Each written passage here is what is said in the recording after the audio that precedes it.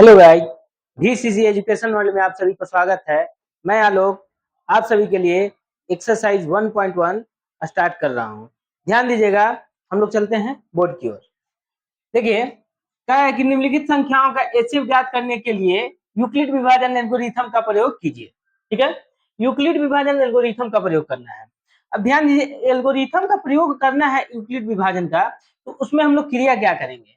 उसमें सबसे पहले ध्यान दीजिएगा, फॉर्मूला होता है एक, क्या होता है, ए बराबर बी क्यू प्लस आर। जो क्या होता है कि बी जो होता है कभी भी जीरो के बराबर नहीं होता है, और जो होता है आर जो होता है जीरो का बराबर होता है। ठीक है, ये क्रिया होती है। इस पे क्या होती है, इसी फॉर्मूला पर आधारित क्या होते हैं, ये मैथ बनते हैं। पर ध्यान दीजिए, हम लोग क्या करेंगे कि इस फॉर्मूला को दर्शाना है, तो सबसे पहले हम लोग क्या करते हैं कि मान को चुनते हैं। सबसे पहले देखिए, पहला है, पहला दिया हुआ है, पहला क्या दिया है 135 और 225। ठीक है, 135 और 225 है, तो क्या करेंगे, जिसमें जो बड़ा मान होगा उसको हम लोग क्या करेंगे, ए रख लेंगे। बड़ा मान क्या है 225, इसको ए रख लेंगे। ठीक है, और छोटा मान को बी रखेंगे, तो 135। ठीक है, अब ध्यान दीजिए, यूक्लिड विभाजन एल्गोरिथम के प्रयोग से हम लोग चलते हैं, तो प्रयोग से चलेंगे तो इसका फॉर्मूला क्या है, ए बराबर बी क्यू प्लस आर। तो ए की जगह देखिए वैल्यू क्या है, ए की जगह वैल्यू है 225 बराबर बी का वैल्यू कितना है 135। अब यहाँ पे ध्यान दीजिए, हम क्यू का वैल्यू खुद से रखना है। अगर 2 रखते हैं तो ये कितना हो जाएगा, 135 गुना 70, 270 हो जाएगा। तो 270 जब होगा तो 225 से अधिक हो जाएगा। तो अधिक नहीं, ऐसा रखना है कि इसको करने पर कितना है 225 के बराबर आए।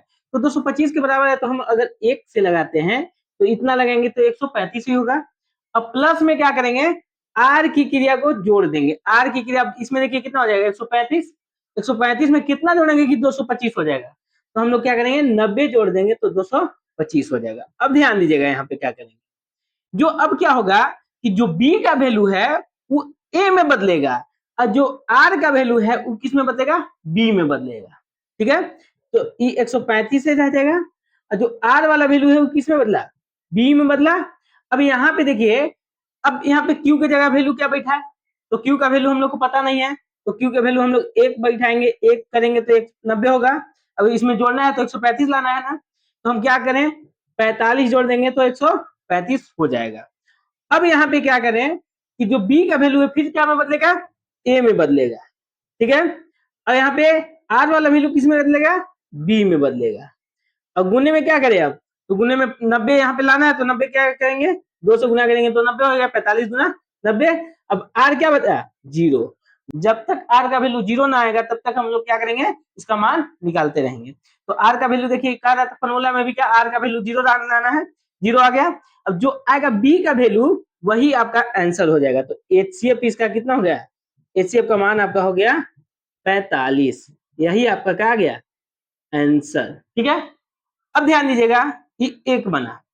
अब दूसरा बनाना है, तो दूसरा अब कैसे बनेगा, तो दूसरा हम लोग बनाते हैं। तो दूसरा देखिए, इसका दूसरा क्या कर रहे हैं, हल कीजिए। तो इसमें बी और ए कौन होगा, तो ये होगा बड़ा मान ए हो जाएगा और छोटा मान बी हो जाएगा। तो बड़ा मान होगा ए, तो ए का वैल्यू कितना हो गया 38 220, और बी का वैल्यू कितना हो गया 196। यूक्लिड विभाजन एल्गोरिथम का फॉर्मूला क्या है, ए बराबर क्या है बी क्यू प्लस आर, यही ना है। तो ध्यान दीजिएगा, ए का वैल्यू कितना है 38 220, बी का वैल्यू कितना है 196। 196 में अगर 195 से आप गुना कीजिएगा तो 38 220 आ जाएगा। आर का वैल्यू तब नहीं कुछ बचा, तो आर का वैल्यू क्या हो गया जीरो। जब जीरो आर का वैल्यू आ जाए तो आप क्या कीजिएगा कि बी वाला वैल्यू एचसीएफ हो जाएगा, तो इसलिए एचसीएफ का वैल्यू इसमें कितना आ गया 196। यही आपका क्या हो गया आंसर। ठीक है, अब तीसरा, इस पर भी ध्यान देते हैं। अब इस ए का वैल्यू कौन होगा, ए का वैल्यू आपको कितना होगा 867, जो मना बड़ा मान है वही होगा। अब बी का वैल्यू कौन होगा 255। यूक्लिड विभाजन एल्गोरिथम का प्रयोग फॉर्मूला क्या है, ए बराबर बी क्यू प्लस आर। ए का वैल्यू देखिए तो कितना है 867, यही ना है। बी का वैल्यू यहाँ पे क्या दिया है 200 कितना है 55। अब यहाँ पे देखिए Q का वैल्यू हम लोग क्या बैठा है 255 में अगर हम क्या 1 से गुना करेंगे तो 255 ही रहेगा, 2 से गुना करेंगे तो आपको 510 हो जाएगा, ठीक है। 3 से गुना करेंगे, 3 से गुना करने पर 765 हो जाएगा, तो 3 से हम लोग गुना करेंगे 765 हुआ, बच जाएगा प्लस में कितना 102। क्यों 102 कैसे बचेगा तो कितना हो गया 3 से गुना किया तो कितना हो गया 765, अब प्लस 102 जोड़ेंगे 867 हो जाएगा। अब यहाँ पे ध्यान दीजिए बी वाला वैल्यू किस में बदलेगा ए में बदलेगा, आर वाला वैल्यू किस में बदलेगा बी में बदलेगा। अब हम क्या करेंगे 255 लाना है तो कितना से गुना करें 2 से गुना करेंगे तो कितना हो गया 204, अब प्लस आर का वैल्यू क्या करेंगे जोड़ देंगे तो आर का वैल्यू क्या 255 लाने के लिए कितना बचा 51 बचा, 155 हो जाएगा। अब क्या कीजिएगा बी वाला वैल्यू किस में बदलेगा ए में बदलेगा, आर वाला वैल्यू किस में बदलेगा बी में बदलेगा, फिर क्या होगा 102 लाना क्या करें 2 से गुना करेंगे और प्लस आर का वैल्यू क्या बचेगा कुछ नहीं बचेगा तो क्या बचेगा 0, तो इसका क्या होगा बी का वैल्यू एचसीएफ कितना आ गया एचसीएफ आपका इसका निकल गया 51, यही आपका आ गया आंसर। चलिए आते हैं दूसरे क्वेश्चन की ओर। क्या रहा है क्या कि दर्शाएं कि कोई भी धनात्मक विषम पूर्णांक 6q+1 6q+3 या 6q+5 के रूप का होता है जहां q कोई पूर्णांक है, ठीक है। ध्यान दीजिए इसको हम लोग हल करते हैं। कर रहे हैं इसमें कि पूर्णांक का है दिया हुआ है, तो पूर्णांक दिया हुआ है तो हम लोग क्या करेंगे कि चेक करते हैं कि विषम है कि नहीं है, यही कह रहा है इसको देखने के लिए। तो ध्यान दीजिए हम लोग करते हैं माना कि धनात्मक विषम पूर्णांक बराबर क्यू मान लेते हैं, ठीक है। क्यू मान लिए तो धनात्मक विषम पूर्णांक क्यू मान लिए तो क्यू बराबर मान लीजिए संख्या दिया हुआ है क्या 1 2 3 डॉट डॉट डॉट डॉट बहुत सारी संख्याएं हो सकती हैं, ठीक है। तो धनात्मक विषम पूर्णांक कौन कौन से हैं तो कह रहा है कि 6q+1 है और क्या है 6q+2 है सॉरी 3 है और क्या है 6q+5 है ना, इतना दिया हुआ है। तो आप क्या कीजिएगा कि संख्या आप अधिक लिख सकते हैं, जितना रखना चाहेंगे उतना रख सकते हैं, हम 1 2 3 डॉट डॉट मतलब अनगिनत संख्याएं रख सकते हैं। हम क्या किए कि सबसे पहले q की संख्याएं लेके चलते हैं q बराबर 1, ठीक है।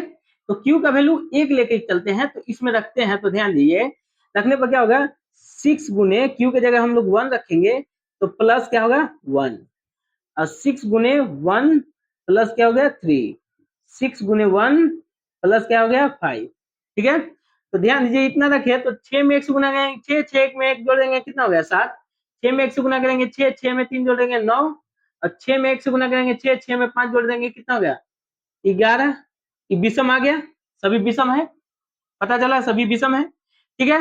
अगला भी रख सकते देखते हैं चेक करते हैं q बराबर कितना रखते हैं 2, तो q बराबर 2 रखते हैं अगर तो 2 रखते हैं इसमें तो जहां q है वहां पे 2 रखेंगे, 6 गुने q की जगह क्या कितना रखे 2 प्लस में क्या है 1, फिर 6 गुने 2 प्लस में कितना है 3, फिर 6 गुने 2 प्लस में कितना है 5, कितना हो गया 6 दूना 12 एक 13, 6 दूना 12 3 15, 6 दूना 12 5 17, ठीक है। इसी प्रकार रखते हैं तो अगला भी रखेंगे तो उसी प्रकार मतलब संख्याएं आएंगी। तो चेक किए तो सभी क्या है धनात्मक विषम पूर्णांक हैं, तो है तो हम लोग यहाँ पे वर्ड क्या लिखेंगे अतः उपरोक्त परिणाम दर्शाते हैं कि 6q+1 6q+3 या 6q+5 एक धनात्मक विषम पूर्णांक है, यही आपको क्या करना था प्रूफ करके दिखाना था, यही आपका हो गया, ठीक है। आज के लिए इतना ही, फिर मिलते हैं अगले वीडियो में। अगर वीडियो आप सभी को अच्छा लगा हो तो लाइक करें, सब्सक्राइब करें और शेयर करें।